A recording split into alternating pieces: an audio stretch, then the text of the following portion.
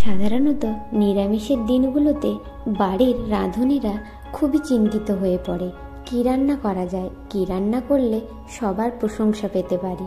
বিশেষ করে নিরামিষের দিনগুলোতে। আমিষের দিনগুলোতে খুব একটা চিন্তা থাকে না, নানা রকমের মাছের বাহার, মাংস, ডিম ওগুলো তো আছেই, কিন্তু নিরামিষের দিনগুলোতে খুবই চিন্তা থাকে। আর এখন তো শীতের সময় নানা সবজির বাহার, তার মধ্যে যদি ফুলকপির এই রেসিপিটা থাকে তাহলে তো আর কিছু কথাই হয় না। এই রেসিপিটা করার জন্যে আমি নিয়ে নিয়েছি একটি ফুলকপিটাকে এবার একটি ছুরির সাহায্যে কেটে নেব। ফুলকপিটাকে ছুরির সাহায্যে এইভাবে ছোট ছোট টুকরো করে কেটে নেব। সবকটি টুকরো কাটা হয়ে গেছে। একটা পাত্রে জল নিয়েছি, জলের মধ্যে 1 চামচ লবণ, 1 চামচ হলুদ দিয়ে ওই কেটে রাখা ফুলকপির টুকরোগুলোকে জলে কিছুক্ষণ চুবিয়ে রাখবো। জলে এইভাবে চুবিয়ে রাখলে হলুদ জলে শুনেছি নাকি ওর মধ্যে কিছু পোকা থাকলে বেরিয়ে যায়। এটা অবশ্য আমার মায়ের কাছ থেকেই আমি শিখেছি। একটা চামচের সাহায্যে কপির টুকরোগুলোকে ওপর নিচ করে নেব। ব্যাস, এইভাবে আমি 5 থেকে 10 মিনিট এটাকে রেস্টে রেখে দেব।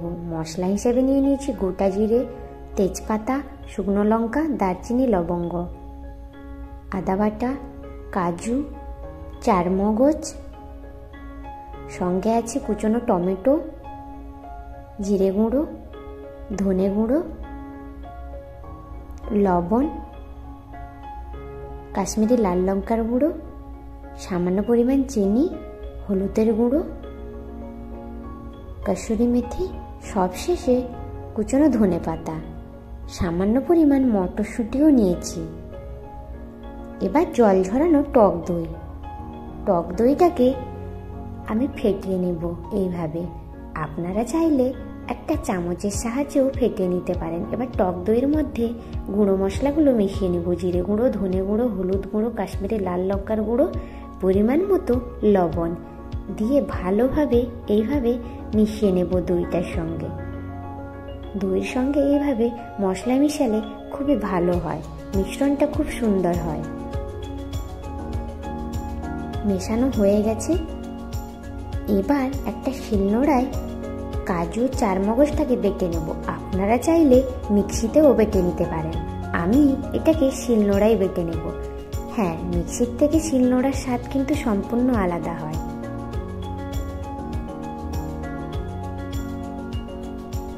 বাটা হয়ে গেছে।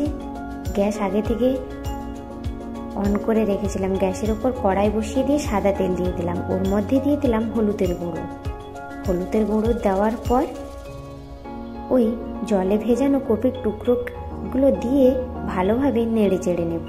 তেলের মধ্যে হলুদ দেওয়ার কারণ হচ্ছে তেলটা ছিটকে যেন গায়ে এসে না পড়ে। ফুলকপির টুকরোগুলোকে এইভাবে ভেজে নেব।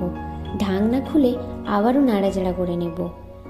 এবার ফুলকপিটা একটু লাল লাল হয়ে এলে ওর মধ্যে দিয়ে দিব মটরশুঁটিগুলো।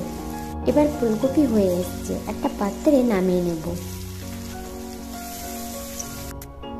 নামিয়ে ওই কড়াইয়ের মধ্যে দিয়ে দিলাম আরও একটু পরিমাণ সাদা তেল। ওর মধ্যে দিলাম সামান্য পরিমাণ ঘি, এর স্বাদটাকে দ্বিগুণ বাড়িয়ে দেওয়ার জন্যে।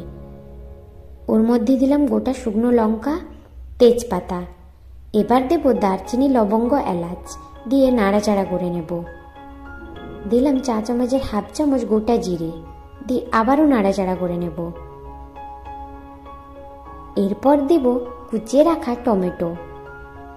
টমেটোটাকে দিয়ে ভালো করে নাড়াচাড়া করে নেব।